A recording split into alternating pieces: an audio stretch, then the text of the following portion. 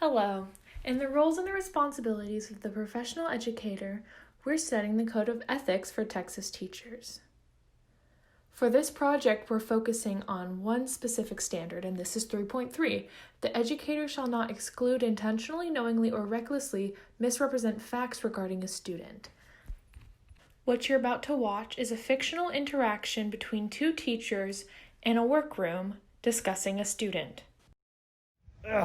Mama, sit down right here with you. Yeah, sure, bud. Come on. Them kids last period a while. Yeah, but this one kid, Tyler's an idiot, dog.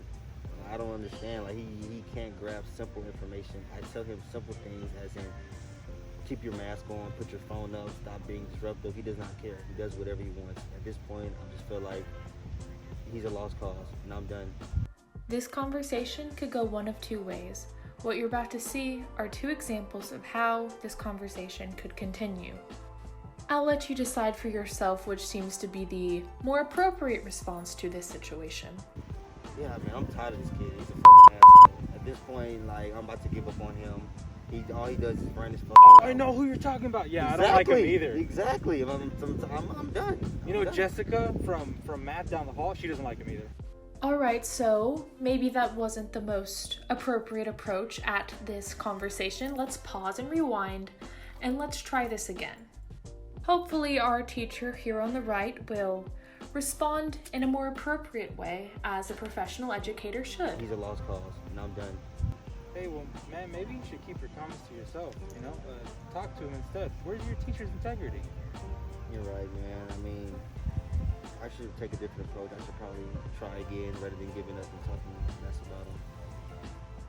Although this was a very short example, do not underestimate the snowball effects that come from spreading misleading or negative statements around to other teachers. Take McNeil High School and Round Rock ISD, for example.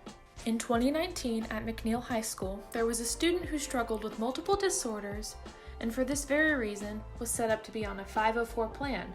A 504 plan is embedded to help students with disabilities.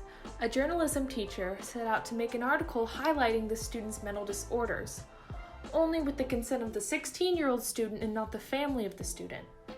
The principal was set to overlook the student in their 504 plan, which had a program embedded, making sure that they ate their scheduled meals, and the principal was reckless and didn't overlook the student properly, and they did not properly supervise the student's meals until the student was allegedly in full crisis mode.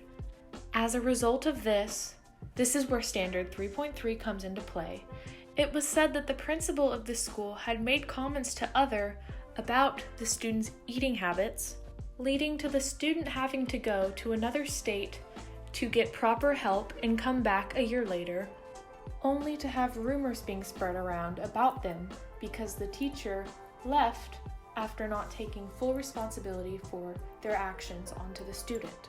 New tonight, the parents of a Round Rock ISD student are suing the district, claiming their daughter's teacher exploited the teenager's eating disorder for a yearbook article on mental illness.